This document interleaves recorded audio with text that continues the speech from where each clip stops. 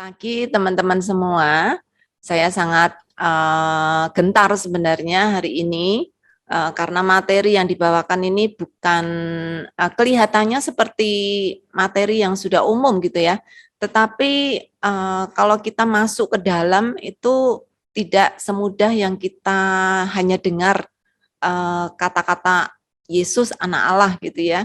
Karena itu saya sangat bersyukur kita bisa membahas hari ini.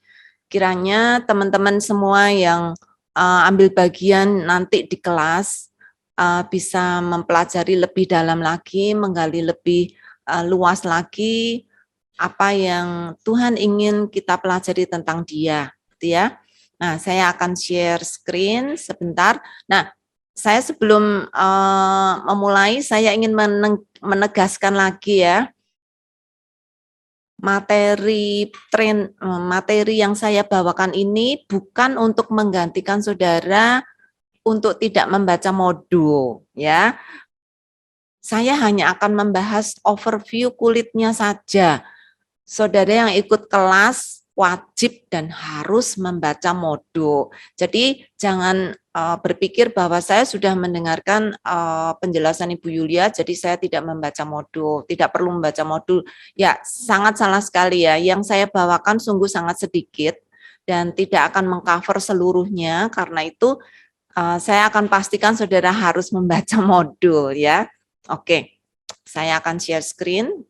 Judul dari materi kita adalah modul Yesus Anak Allah. Saudara, kata Yesus Anak Allah ini mungkin selain kita sudah umum mendengarkannya, kita sering overlook gitu ya, bahwa sebenarnya kata-kata ini sangat tidak mudah untuk dicerna, khususnya untuk orang Kristen baru. Jadi kalau saudara sudah menjadi orang Kristen lama, ini waktu yang sangat tepat untuk saudara belajar lebih dalam dan mengerti dengan lebih tepat. Jika saudara adalah orang Kristen baru, ini merupakan satu hal yang saudara mungkin selama ini mungkin saudara cukup bergumul ya. Kalau disebut Yesus anak Allah itu maksudnya apa? Apakah Allah itu melahirkan anak? Kalau melahirkan anak kan berarti Allah juga menikah. Nah, ini pertanyaan-pertanyaan dan ada lebih banyak lagi sederet pertanyaan yang sering membuat iman Kristen kita tergoncang atau menjadi bertanya-tanya karena mungkin saudara jarang mendengar penjelasan yang tepat gitu ya dari gereja atau dari pengalaman saudara sendiri sebagai orang Kristen yang mungkin belum terlalu lama. Jadi ini merupakan saat yang tepat ya bagi kita semua belajar tentang Yesus anak Allah. Nah, daftar isi untuk modul kita ada 5 pelajaran. Dan nanti masing-masing pelajaran akan kita diskusikan sehari satu pelajaran, ya. Jadi kita akan 1 minggu, kita akan pembukaan hari ini dan perkenalan. Lalu hari pertama, saudara akan membahas tentang Yesus Anak Allah. Di dalamnya saudara akan membahas tentang pengertian dan bukti-bukti. Lalu hari kedua, Yesus dalam nubuatan. Saudara akan mempelajari tentang fakta-fakta nubuatan tentang Yesus di dalam Perjanjian Lama. Lalu hari ketiga, saudara akan membahas tentang Yesus sebagai manusia sejati, bukti-bukti dari kemanusiaan Yesus. Kemudian pelajaran hari yang keempat, saudara akan membahas dan mendiskusikan tentang Yesus sebagai Allah yang sejati, bukti-bukti kealahan Yesus. Lalu hari kelima, saudara akan membahas satu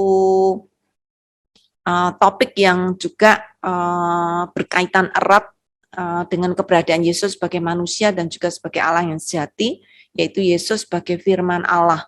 Ya, nah nanti hari terakhir saudara akan memberikan kesaksian, testimoni tentang bagaimana saudara belajar selama 1 minggu nanti, gitu ya. Jadi ini saya akan memberikan overview saja masing-masing pelajaran, yaitu 5 pelajaran yang kita akan bahas bersama-sama. Ya, yang pertama adalah Yesus anak Allah. Ya. Nanti di bagian ini saudara akan membahas tentang pengertian anak Allah. Nah, saudara, kenapa sih Yesus disebut anak Allah? Kita sebenarnya kan juga disebut anak Allah. Kita semua orang percaya juga disebut anak Allah. Bahkan di dalam Alkitab tuh ada juga Adam itu disebut juga anak Allah. Kemudian Abraham dan Daud dan banyak lagi ya. Bahkan malaikat pun pernah disebut di dalam Alkitab sebagai anak Allah. Jadi ini sepertinya istilah yang umum. Ya, tetapi untuk Kristus ini adalah title, ini ada gelar. Jadi bukan seperti ketika kita memakai, oh ya kamu anak Allah, saya juga anak Allah, kita semua anak Allah. Nah, untuk Kristus sangat berbeda. Ini adalah gelar yang diberikan oleh Allah sendiri kepada Kristus, kepada Yesus, gitu ya. Nah, sekarang pertanyaannya, kenapa Yesus disebut atau diberi gelar anak Allah? Nah, nanti saudara akan membahas ada 3 pengertian yang penting tentang Yesus sebagai anak Allah. Dia disebut anak Allah karena hubungan dia dengan Allah. Yang jelas kita tahu itu bukan arti biologis, jadi Yesus itu bukan anak biologis dari Allah, gitu ya. Tetapi dia adalah inkarnasi Allah menjadi manusia yang sekarang tinggal bersama dengan kita dan hidup bersama dengan hidup sebagai manusia seperti kita, gitu ya. Nah, kemudian pengertian yang kedua adalah kenapa dia disebut anak Allah? Karena dia memiliki natur, semua natur kealahan Yesus itu adalah juga sama dengan natur Allah Bapa dan juga Allah Roh Kudus. Nah, kemudian peran yang ketiga adalah sebagai peran mesianik, dia disebut anak Allah karena dia dikirim ke dunia untuk menjadi juru selamat bagi manusia. Nah, saudara nanti akan membahas dan mendiskusikan lebih dalam tentang ini ya. Sekali lagi tadi Roma sudah menjelaskan bahwa nanti tanya jawab bukan untuk menanyakan materi. Jadi saudara tidak perlu bertanya tentang materi yang saya bawakan karena nanti di dalam diskusi saudara bisa saling bertanya jawab dengan teman-teman yang lain ya. Jadi nanti saudara hanya akan bertanya tentang proses pembelajarannya saja. Oke. Kemudian bukti-bukti Yesus anak Allah. Di dalam pelajaran pertama ini saudara akan membahas secara lengkap bukti-bukti Yesus sebagai anak Allah, bahwa dia lahir dari seorang perawan yang tidak mungkin itu dilakukan kalau dia hanya manusia biasa. Dia lahir bukan karena benih laki-laki, tetapi Roh Kudus yang menaungi Maria yang menjadi ibu dari Yesus. Ya, kemudian yang kedua, bukti Yesus anak Allah adalah Yusuf itu bukan ayah kandung dari Yesus. Yesus tidak memiliki ayah dunia, tetapi dia memiliki Allah Bapa yang ada di surga. Bukan sebagai relasi ayah dan anak, seperti ketika kita berbicara tentang manusia, tetapi sebagai role atau peran, bahwa dia Bapa dan dan Yesus disebut anak, karena Bapa yang memimpin, dia yang menginisiatif, dia juga yang mengatur, merencanakan, sedangkan anak itu menjalankan apa yang sudah menjadi rencana dari Allah Bapa. Nah, ketiga adalah kelahirannya yang ajaib. Dia disebut anak Allah karena tanda-tanda yang Tuhan boleh tunjukkan kepada dia, terkhusus karena kelahirannya dia yang ajaib. Ya. Kemudian berikutnya, Yesus sebagai anak Allah itu bukan hanya diakui oleh kita saja yang sekarang menjadi pengikut Kristus, tetapi pada saat Tuhan Yesus lahir, pada saat Yesus masih hidup, juga pada saat Allah Bapa memberikan kesaksian tentang Yesus, pernyataan bahwa Yesus anak Allah itu sudah diberikan. Ya, salah satu contohnya ada 6 ya. Pertama malaikat. Malaikat ketika datang kepada Maria dan mengatakan bahwa engkau akan mengandung, malaikat sudah mengatakan itu pada Maria bahwa anak yang akan kamu kandung itu akan disebut anak Allah. Jadi malaikat sendiri menyebut Yesus sebagai anak Allah. Malaikat sama sekali tidak punya keraguan bahwa Yesus anak Allah karena malaikat tahu ya siapakah Yesus.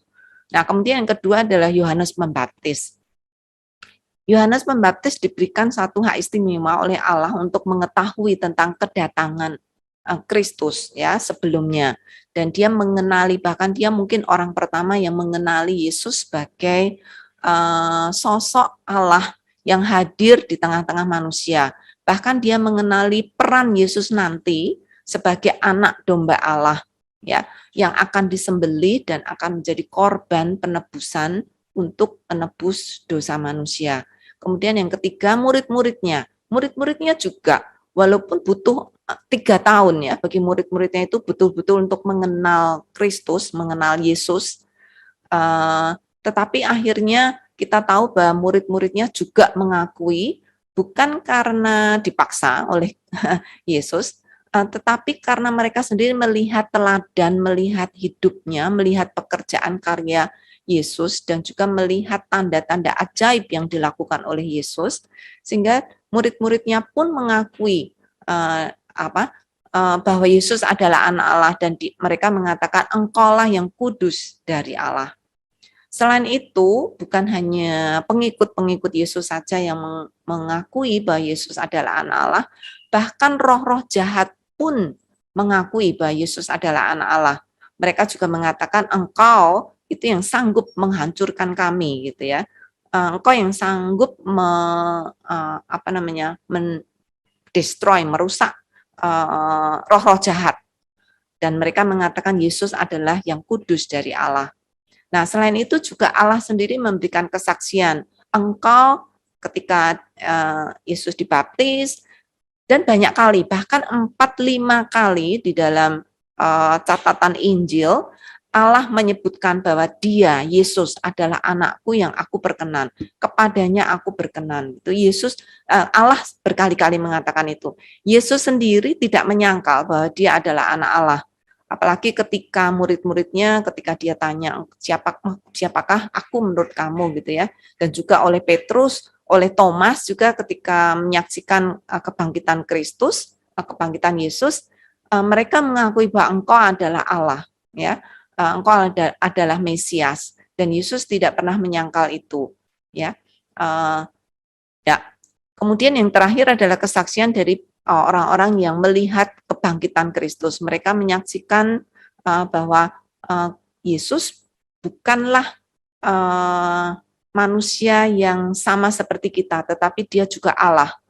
Karena Yesus bisa bangkit dari kematian. Itulah yang memberikan tanda keunikan iman Kristen kita, memiliki Allah yang mati, tetapi Allah juga yang bangkit dan yang hidup di tengah-tengah kita. Ya, nah kita nanti akan pelajari semua ini di pelajaran 1.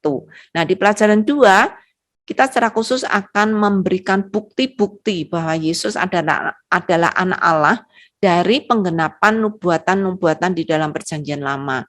Nah, kita akan melihat tahapan-tahapan hidup Tuhan Yesus yang sudah dinubuatkan di dalam Perjanjian Lama ya. Pertama, kelahirannya. Sebenarnya banyak ya, tetapi saya akan memberikan 2 yang paling jelas, bahwa tempat kelahiran Yesus pun yaitu Bethlehem Efrata itu sudah dinubuatkan oleh Nabi Mika di dalam Perjanjian Lama. Kemudian Yesus akan dilahirkan oleh seorang perawan, itu juga sudah dinubuatkan oleh Yesaya, dan namanya yang akan disebut Immanuel itu juga sudah dinubuatkan di dalam Perjanjian Lama. Nah, saudara, ini menjadikan satu kesaksian ya di dalam hidup kita bahwa Kristus ini bukan lahir kebetulan di dalam dunia. Dia sudah direncanakan Allah Bapa sejak kelahirannya. Bahkan kehidupan Yesus sendiri juga sudah dibuatkan banyak sekali ya. Yesus mempunyai roh, itu nubuatan dari Yesaya, kemudian Yesus akan ditolak ketika ada di dunia, itu juga nubuatan dari Yesaya. Kemudian ketika Yesus masuk ke Yerusalem dan memulai penganiayaan yang akan dialami sampai dia mati di atas kayu salib, nubuatan dari Zakaria. Ya, jadi kehidupan Yesus pun sudah dinubuatkan oleh para nabi di dalam Perjanjian Lama.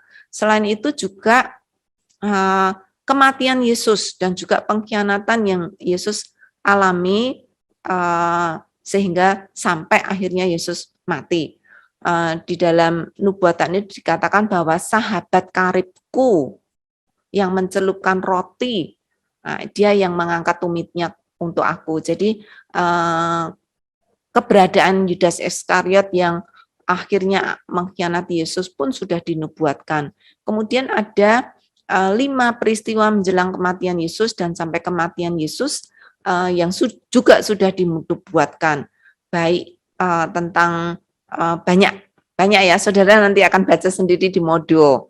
Ya, kemudian Yesus sebagai anak domba Allah, simbol domba yang disembelih untuk menjadi korban, itu juga sudah dinubuatkan di dalam Perjanjian Lama. Ini sangat asik, saudara.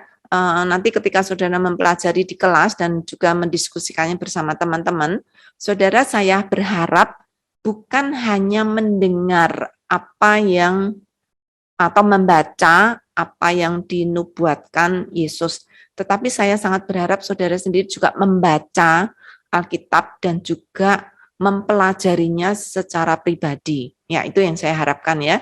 Kemudian kebangkitan Yesus juga. Kebangkitan Yesus sudah dinubuatkan, sebab engkau tidak menyerahkan aku ke dunia orang mati dan tidak membiarkan orang kudusmu dalam tanda besar, dalam karakter besar atau huruf besar, melihat kebinasaan yang disebutkan di dalam Mazmur. Nah, saudara, itu saya kira hal-hal yang sangat menarik sekali untuk kita pelajari bersama-sama. Nah, pelajaran 3 dan 4 juga tidak kalah menariknya. Sebenarnya pelajaran 3 dan 4 ini bisa berdiri sendiri sebagai satu modul ya.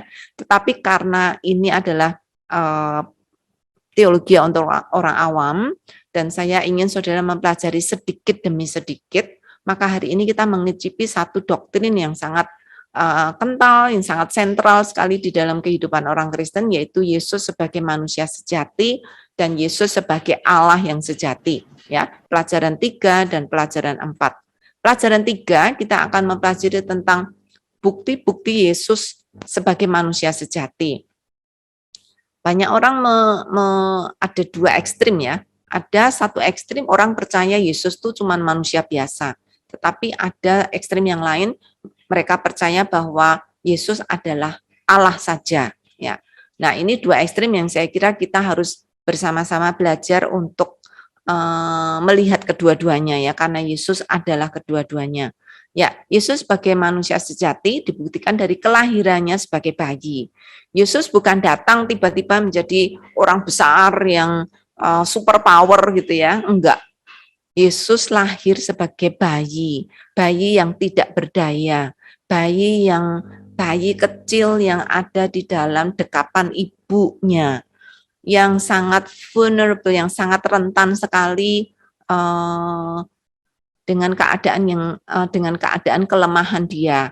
Bahkan untuk minum pun dia harus tergantung kepada ibunya. Untuk makan pun dia tergantung dari orang lain. Ya, menjadi bayi yang sangat lemah.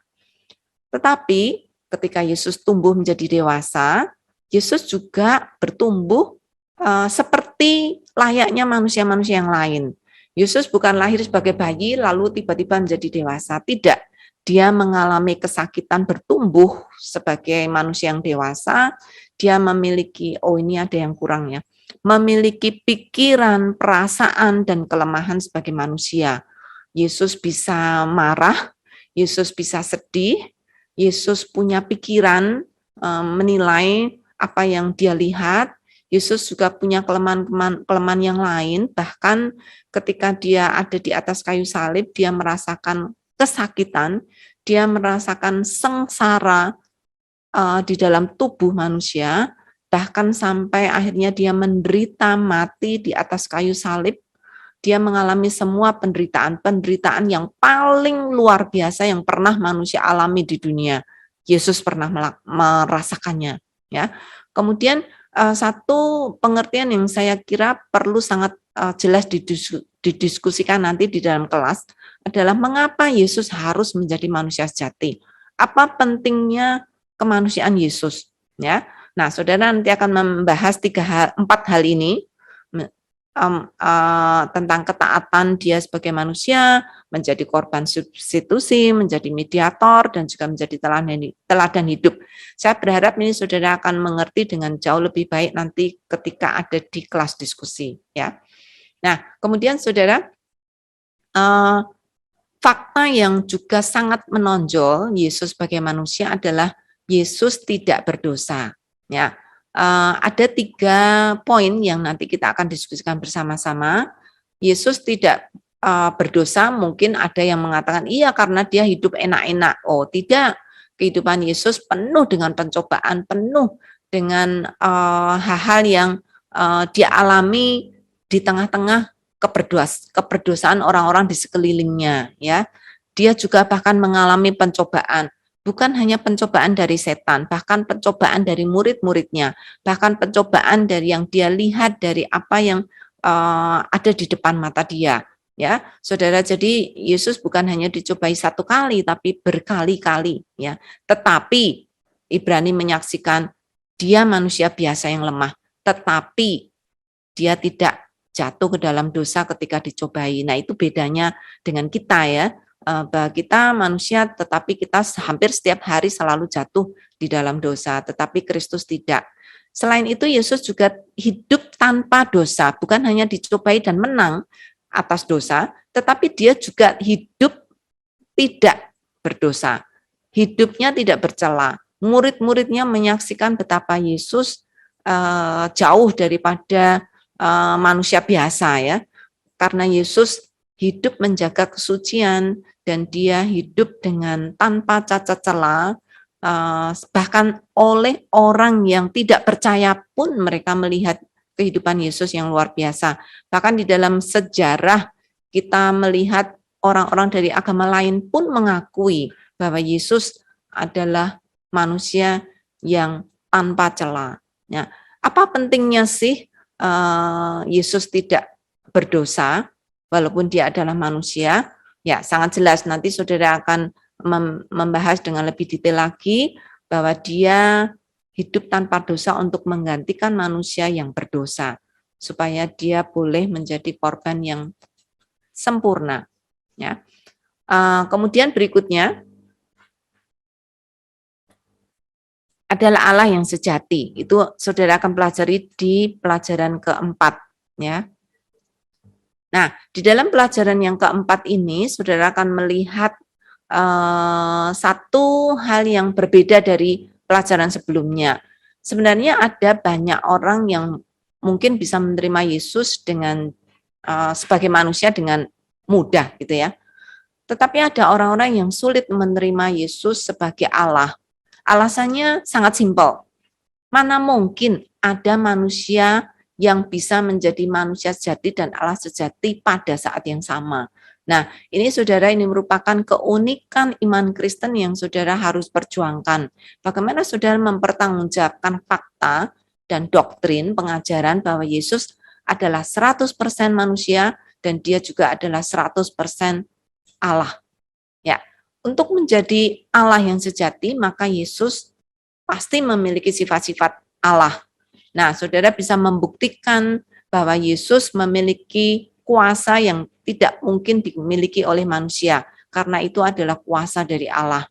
Kemudian yang kedua, Kristus juga menerima penghormatan dan pujian sebagai Allah. Ya, pujian yang hanya Allah yang layak menerima, itu Yesus sudah menerima ketika dia ada di dunia ini, dan Yesus tidak menolak pujian itu, ya, pujian manusia bahwa dia adalah Allah. Kemudian juga Yesus membuktikan di dalam kata-katanya, di dalam kesaksian di dalam Alkitab, bahwa dia ada bukan saat dia lahir menjadi manusia, dia bahkan ada sebelum dia lahir menjadi manusia. Karena Yesus adalah Allah dan Allah yang hidup dari kekal kepada kekal, ya. Sehingga kita nanti akan mempelajari dengan lebih jauh lagi arti kekekalan di dalam kehidupan Yesus, karena dia adalah Allah. Dia ada bukan setelah lahir, dia tidak ada bukan setelah dia mati, tapi dia sudah ada dan dia terus ada, dan bahkan dia bangkit dan naik ke surga, dan sampai hari ini dia masih ada dan masih bekerja. Dan yang ketiga, keempat adalah Allah di dalam Kristus. Ada bukti-bukti kesetaraan antara Yesus dan Allah. Banyak sekali, bahkan lebih dari 5, bahkan 7 kali ya disebutkan. Kalau engkau tidak menerima Allah, maka kalau engkau tidak menerima Yesus sebagai Allah, maka engkau tidak juga bisa menerima Allah Bapa, Allah yang ada di surga, ya. Kalau kita menolak Yesus, maka itu artinya kita juga menolak Allah, Allah Bapa yang di surga.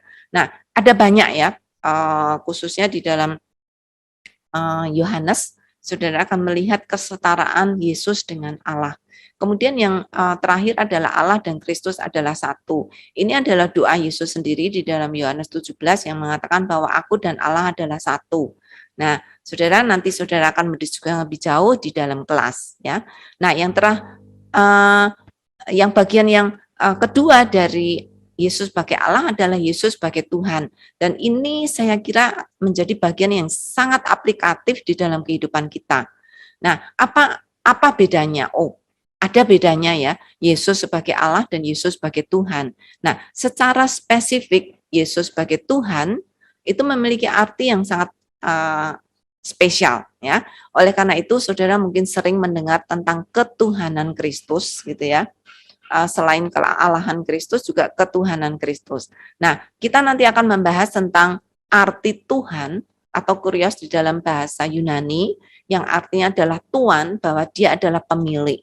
Jadi ketika saudara menjadi anak-anak Allah dan saudara menjadi pengikut Yesus dan menjadi milik Yesus karena saudara sudah diselamatkan, maka saudara akan mengerti kata Tuhan ini dengan sangat penting, ya.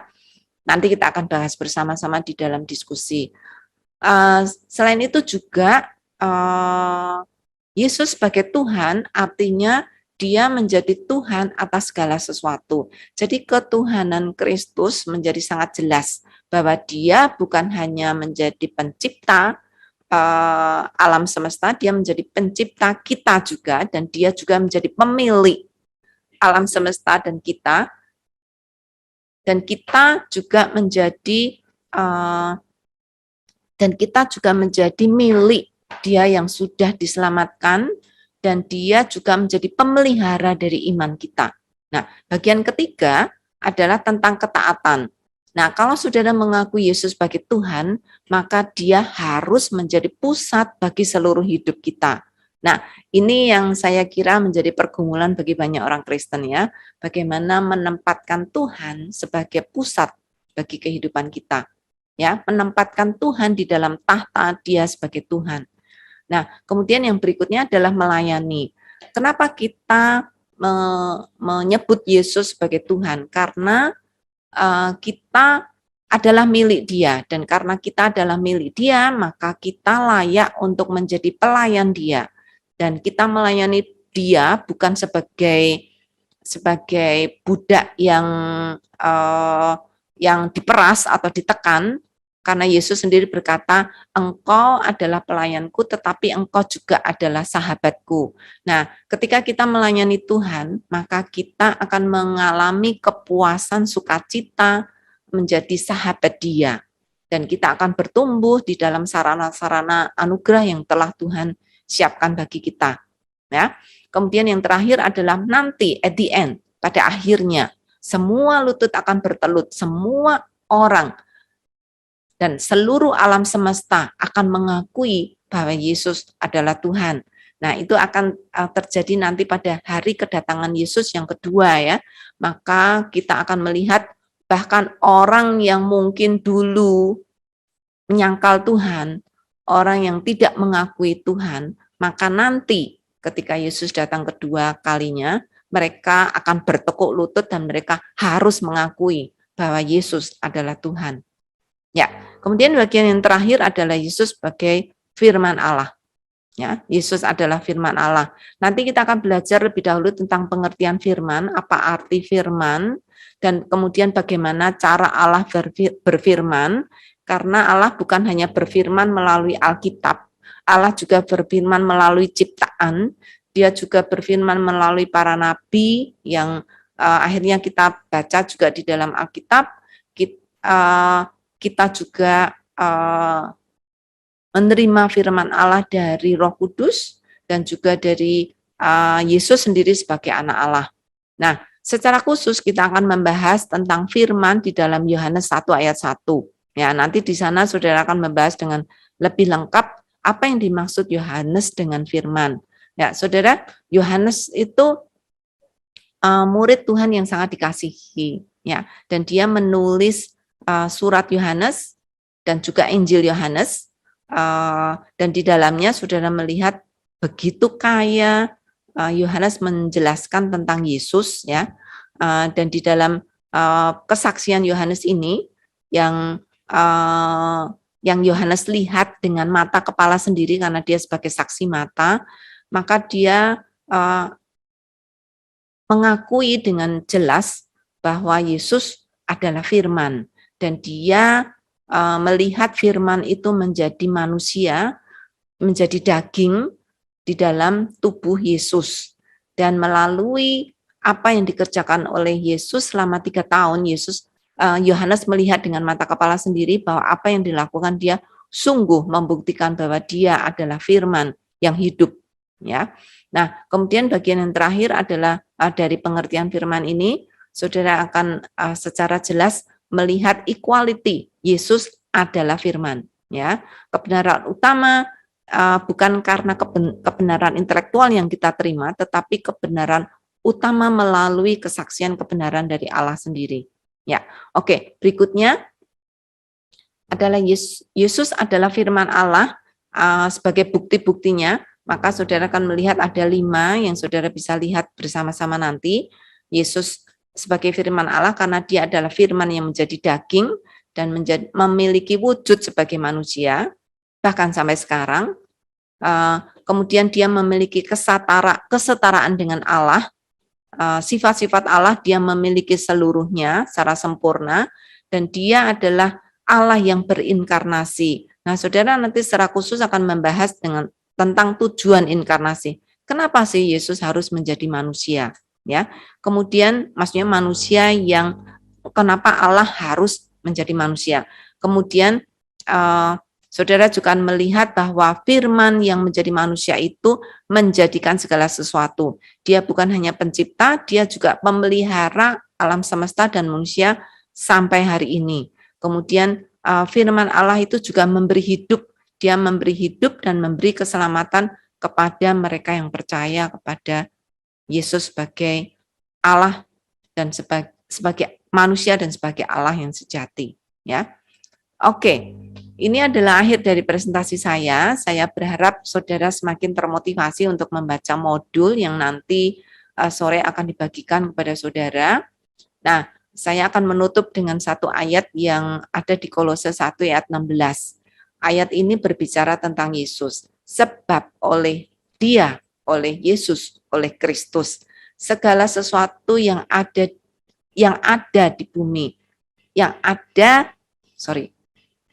di surga dan di bumi diciptakan, yang kelihatan dan yang tidak kelihatan, baik tahta, kekuasaan, pemerintah maupun penguasa. Segala sesuatu telah diciptakan melalui Dia untuk Dia. Dan saya sangat berharap ketika nanti saudara sudah selesai mempelajari tentang Yesus sebagai anak Allah, maka kita bisa memberikan pujian yang tertinggi bagi Dia, bahwa Dia adalah Allah yang patut disembah. Oke, terima kasih untuk kesempatan saya boleh mempresentasikan overview saja dari modul Yesus Anak Allah, dan saya berharap saudara bisa benar-benar mempelajari modul dan bisa mendiskusikannya bersama teman-teman.